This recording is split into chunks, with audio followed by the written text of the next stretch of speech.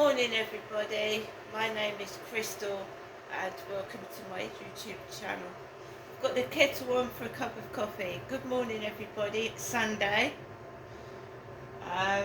It's October, so the weather is dull, dark and dreary.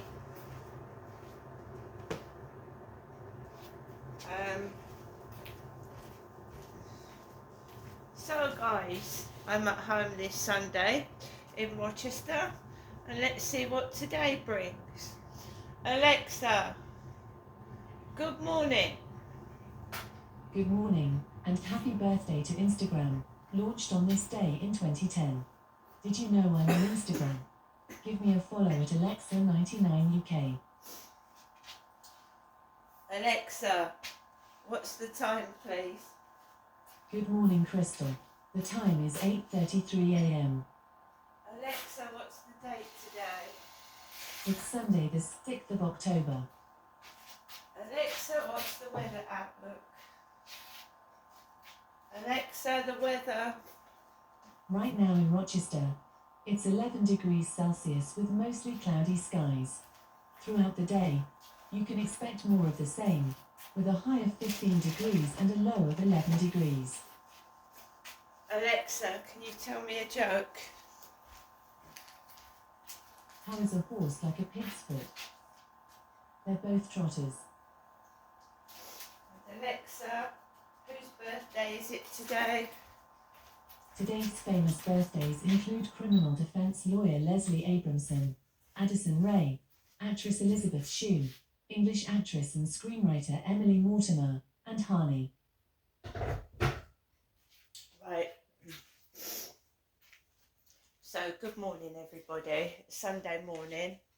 Not feeling too bad this morning.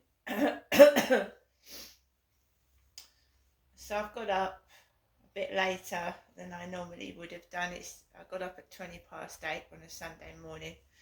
I live by myself, so I'm in the process of making myself a sticky pudding dessert Nescafe coffee.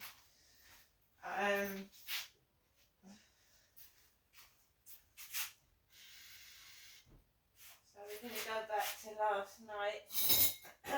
Last night, Saturday evening.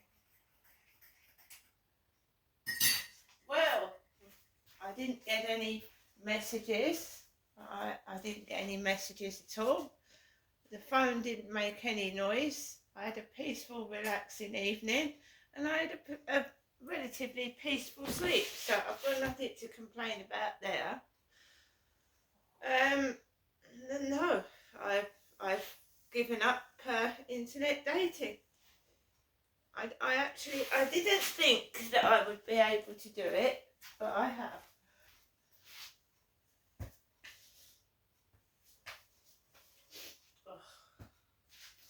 If you go back years ago to when the internet began, and I first started using the internet, which was very, very slow back then and very, very tiny, about 2002, they had such things as chat rooms where you would go in and there'd be unknown people, you didn't know them, and you chat to them. And I got hooked on it. Just talking to people from all across the world, from Scotland to, China, talking to people in chat rooms, just chatting. And,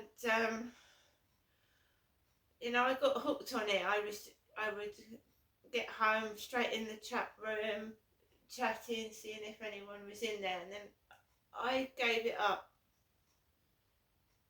It's a bit like what's going on here really was going on. People being spiteful and catty towards the end of it, and I just stopped using it anymore. Because when people use a nickname, you can be anybody, and you can say anything you like to somebody, and you can really, really hurt them. And that's what was happening. So someone said to me, "You'll never give up chat rooms," and then I just one day went out of a chat room, never went back in there. Never went back in there.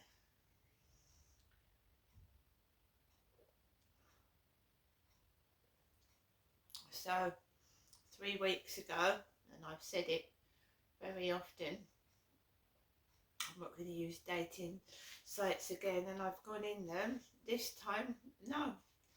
I just come out and I'm just not using them. Because the person that was in those chat rooms wasn't real. Wasn't real. They weren't real. They were people mucking about. There was probably a group of them having a fine old time with me, taking the piss. And now the only way they can do that is, well, maybe that's what's happening in the co-op.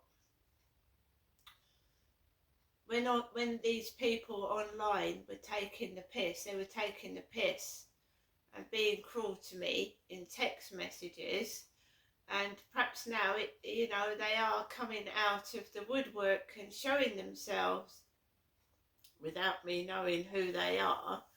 And perhaps that's why this crap has been going on in the co-op, because these people in the internet have been coming out of the woodwork because they can't do it to me over the phone and online anymore, can they? Maybe that's what it is. So last night I went out at 10 to 7, usual time, and of course it's getting a lot more dark. 20 minutes before I went out, I charged my torch because I forgot to charge it, so I stuck the torch in the plug. I ran around and got ready, because you have to put old clothes on to go on the field. There's no point wearing your best shoes to go on the field, is there? I mean, honestly, who dresses up to walk the dog? It's cold, it's wet, it's damp, the floor's wet. You don't wear your best shoes and clothes to walk the dog.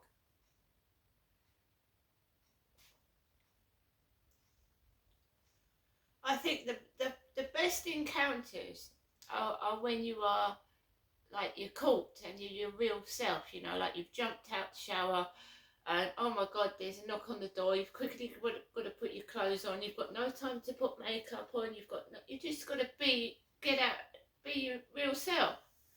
I think that's when the best encounters happen, not when you are, like, preparing yourself for something and you're getting all ready, putting all the slap on, brushing your hair, putting your best clothes on. I don't think that's when you're going to meet your best encounter, personally. I know it's embarrassing when you haven't got your lipstick on, your hair's all a mess, but that's you,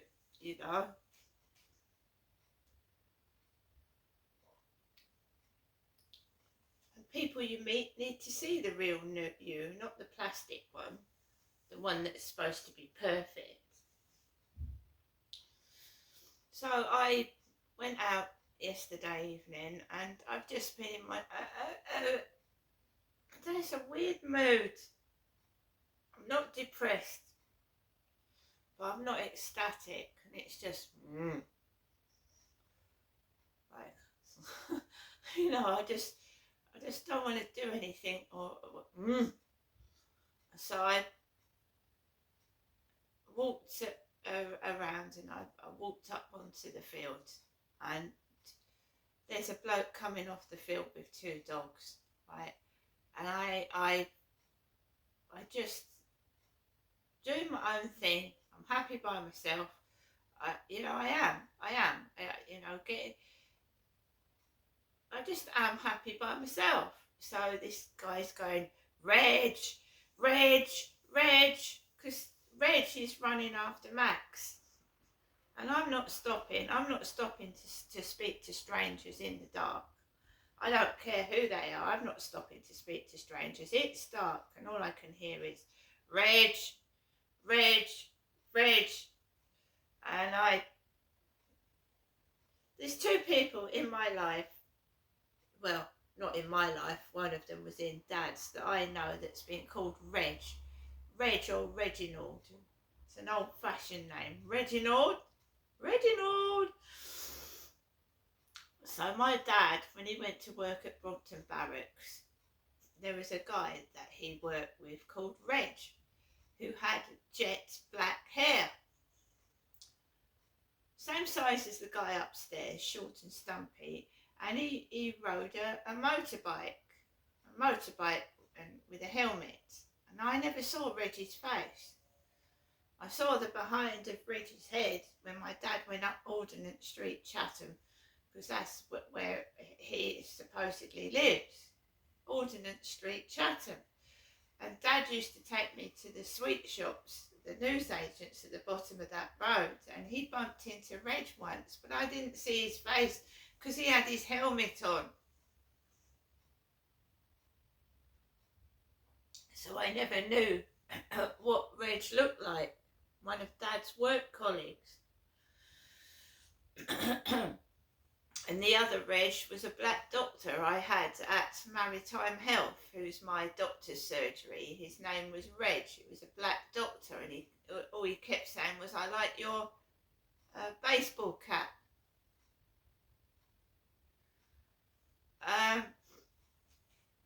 To me. So I'm going around this field, and there's no one on it at all. But it's not really dark because there's a boat with its lights on. I can see lights everywhere coming on and off, cars going up and down the road over the Strood Bridge. So it's not so dark I can't see anything. And we walk around the fields, but there's no one else on there apart from that guy that was coming off with the dogs, one of the dogs called Reg. And then I just walked home.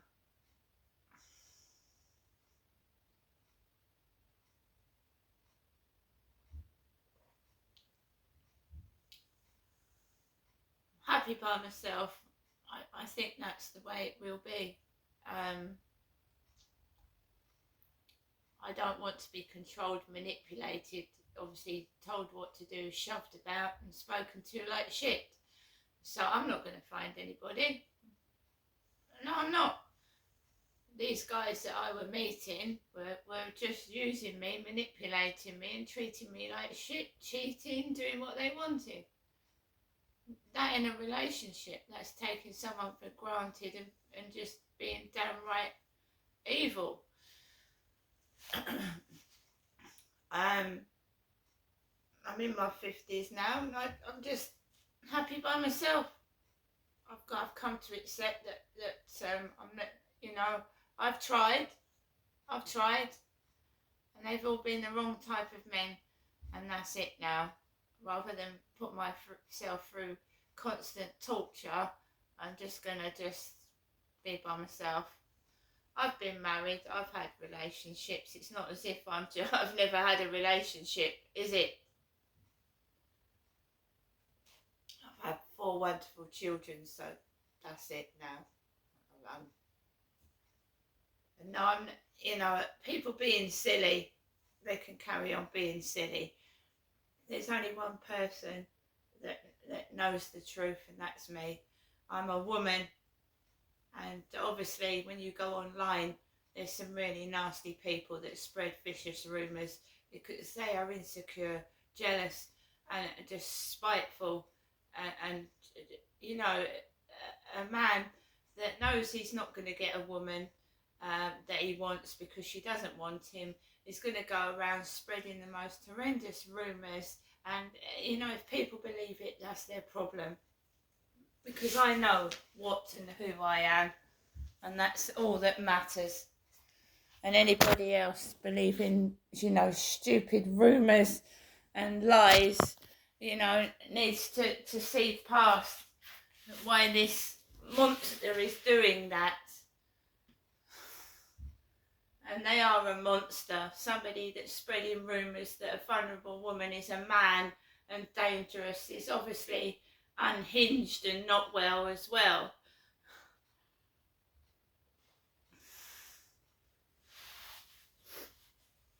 So I came back from the walk, and well, I don't know about anybody else living on your own. It's just a normal run-of-the-mill evening.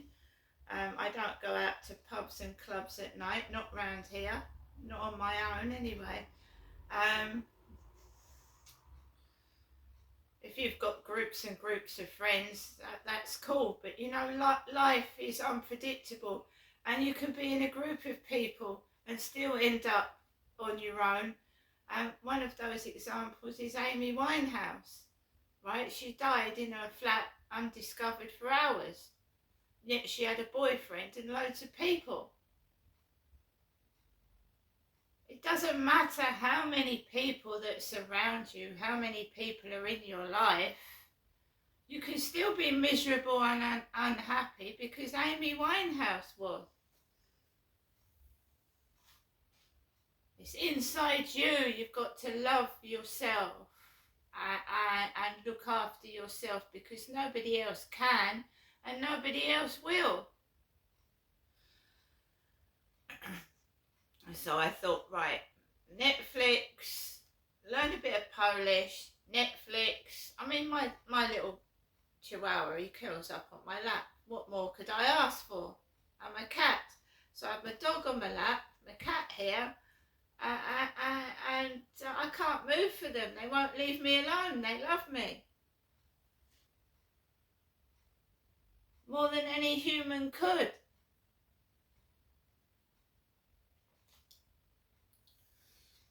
So, the platform. I hadn't watched the horror film The Platform, and I found it disturbing. I found it gory. I found it frightening. I found it disturbing, and I thought I'd have nightmares after it. I really, really, really did. I've never watched The Platform. So basically I logged into Netflix, and then it gives you what's new, what's been added, things that you might like personal to you, and the Platform 2 came up because of Platform 2, and I hadn't watched Platform. So I thought, right, let's watch the Platform and then we can get into the Platform 2 to see, you know. I was horrified. It was gory. It was frightening. It was disturbing. And it does warn you, like, gory violence, and, you know, and one of the most disturbing horror films I've ever watched. I really had to turn away at some of it. It was just frightening. As I'm getting older, there's things I can't tolerate anymore. I used to love fairground rides, and, you know, really, really fast fairground rides, and, you know, up in the air, down, woo, woo, loved it. As you get up, I don't know about other people, but I can't get on a fairground ride now, because number one, I'm on tablets, and the last time I went on a fairground ride, I thought I was going to have a heart attack. So I can't tolerate fairground rides now, when I used to absolutely love them and love the thrill, the adrenaline rush. But as you get older, you know, it's not more of an adrenaline rush. It's like hanging onto the seats for dear life, thinking you're going to have a heart attack. So I can't tolerate that. And the horror films that I used to love, I just, you know, things like Halloween with Jamie Curtis in, I'll always be able to watch that. But these films where they're cutting people up and chopping their heads off and slicing them and stabbing them up. No. No. It does make you wonder if all this violence in this world can have something to do with people's minds and watching things like that. It's a foreign film though, it's not British. They weren't British actors. Anyway, I'm going to go now. I hope everybody has a lovely weekend and I'll see you later.